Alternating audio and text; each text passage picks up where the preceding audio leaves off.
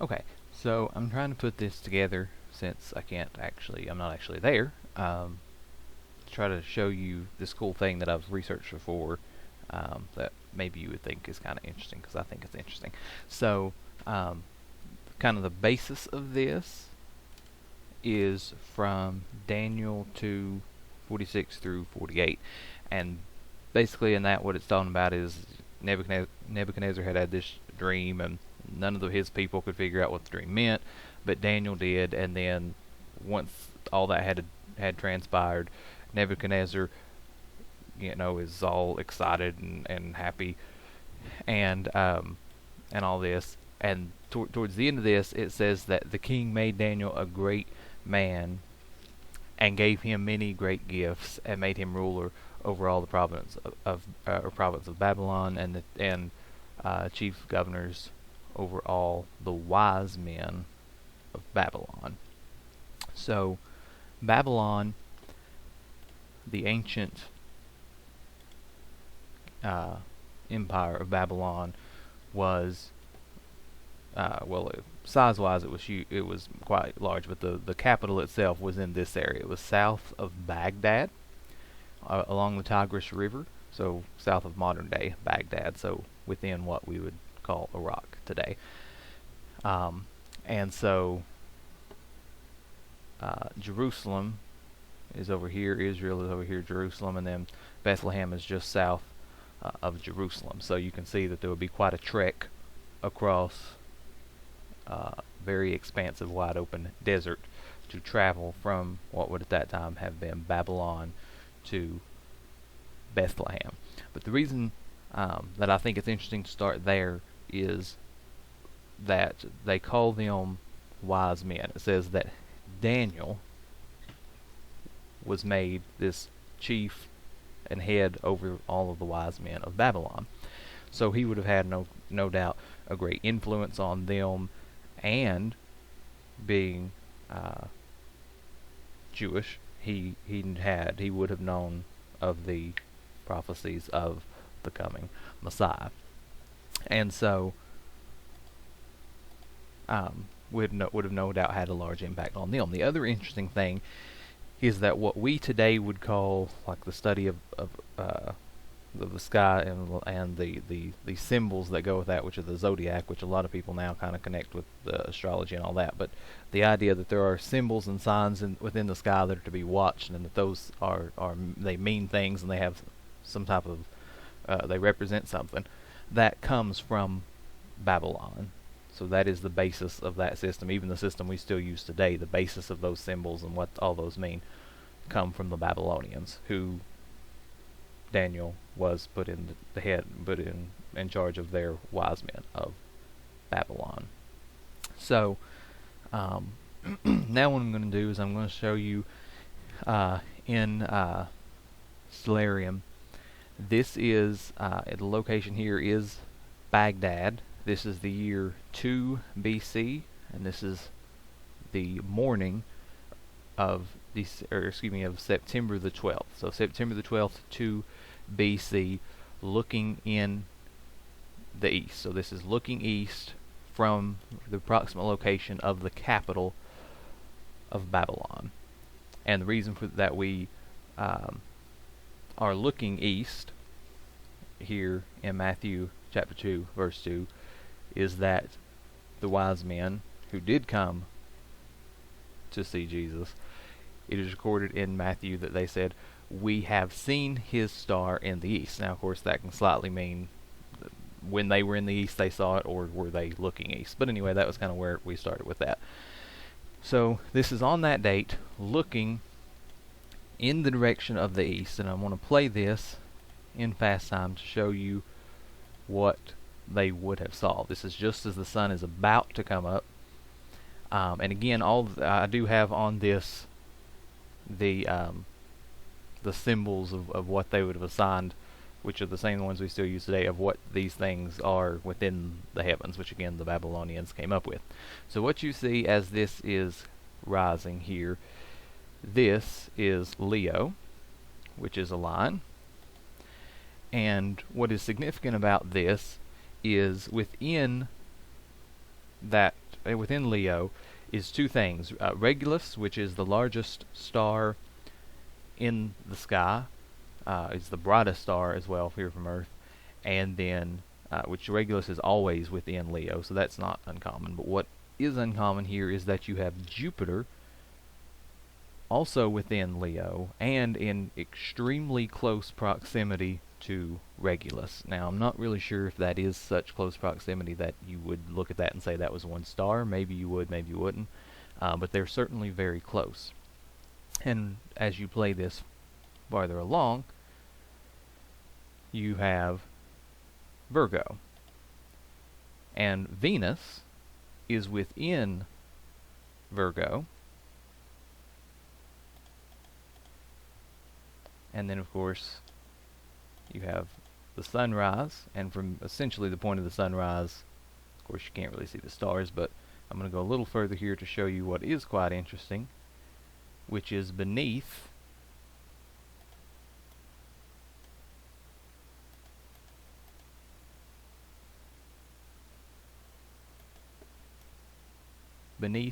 Virgo is the moon, beneath her feet. And now I'm going to show you why I think that is interesting. This is a verse from Revelation 12:1 and 2. Of course, this is obviously talking about end times prophecies, not specifically referencing at all the birth of Christ, but I do think this is interesting. And it says, and there appeared a great wonder in the heavens, a woman clothed with the sun, and the moon under her feet, and upon her head a crown of 12 stars. And she was being with child, and she being with child cried, travailing in birth, and pained to be delivered.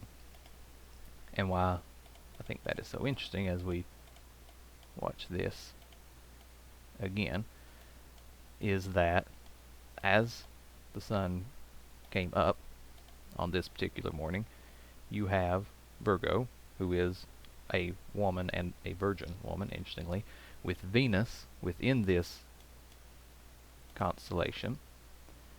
The sun, as you see, is also within the constellation, so clothed with the sun. And at her feet, literally, is the moon. So, a woman clothed in the sun, and the moon at her feet. Now, of course, this would have been during the progression of the day.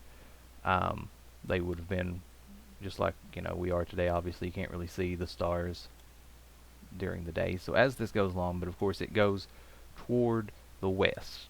So this whole site would have set then in the west. Now, perhaps, and I mean obviously it's a lot of mass speculation based on only a few points of scripture here and there.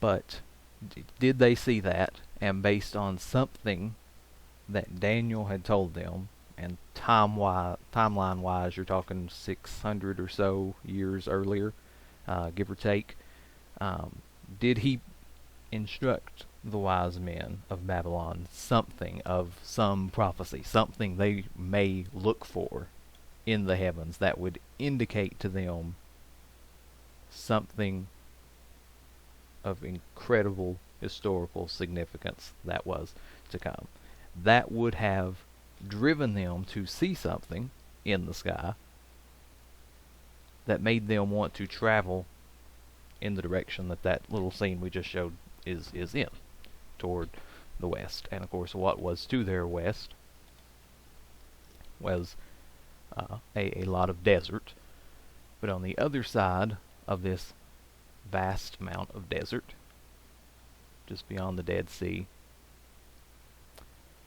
is Jerusalem, but to the south of Jerusalem is Bethlehem.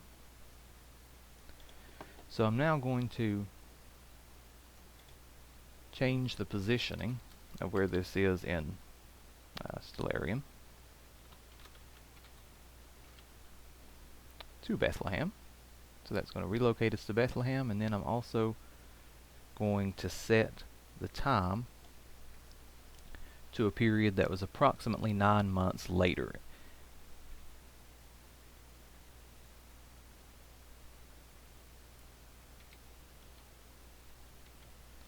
So this would have been in 1 BC.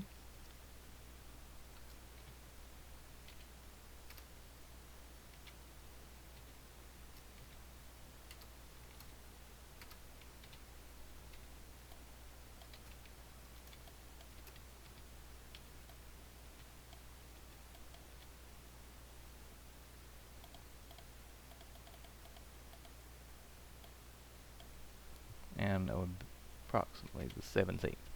So this is June 17th of 1 BC.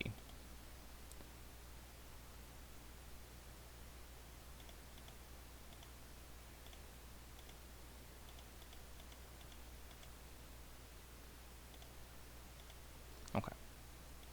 So June the 17th, 1 BC. So, based again on Matthew chapter 2. So these wise men who have come from the east, Babylon is east of Bethlehem and Jerusalem and Israel, and that they report that they have seen this star, and when they get, it says they come to Jerusalem, from the east of Jerusalem, and they are looking for this king of the Jews. And they have seen his star, and they signify that is what they have saw that made them make this trip. And Herod, of course, is troubled by this, and they have this long dialogue and conversation with Herod. Now here's where things, I think, get kind of interesting. Historically, and even in the scripture very well records that the wise men, there were wise men from the east to Jerusalem. So Jerusalem is up here, and of course Herod would have regularly been there, but that was not where Herod liked to be. I would say, based on the historical record, his preferred residence was a place called Heronium or Heronion, depending on the translation you're reading. But that was a place that was down here. It was just south of Bethlehem, and this is the ruins of it, and it's set on this very large mountain. So from this position, of course, you can see all around. You can see off to the Dead Sea there in the distance. So this is we know, Herod's favorite residence. There was a palace built on top of this fortress setting, and so he liked to spend a great amount of his time there. So what I think is interesting, and again, this is not in scriptures, but it's a bit of piecing scriptures with other historical information, and obviously a bit of guesswork. But if one were to assume that perhaps the location of this conversation between the wise men and Herod had occurred, or did occur, here, which is again just outside of Jerusalem, just outside of Bethlehem, and then you go back and consider here, after they have this conversation about why they've come and what they've seen, and Herod wants to know when the star had appeared and all that, it says, and he sent them to Bethlehem. So again, assuming that they had in fact been here at Herodium, and they were to set out on the roads, and of course this is Google Earth, so this is modern roads, but the roads that did exist at the time, had they traveled from Herodium to Bethlehem, they would have been traveling pretty much northwest. So they would have been traveling to the northwest toward Jerusalem. So they would have been traveling essentially in this direction, west-northwest, or excuse me, not towards Jerusalem, towards Bethlehem. Leaving Herodium, traveling in the direction of Bethlehem. And on that evening, if they had, say, left as the sun had set, this is what they would have seen in the sky. Here you have Leo, again, the same constellation, which had been involved in what they may have saw those 9 months prior. But now you will notice that there is a quite bright, what looks like a star. The ancients called planets wandering stars. They didn't quite realize that they were planets, so they called them wandering stars because they moved all around, whereas the others stayed relatively fixed.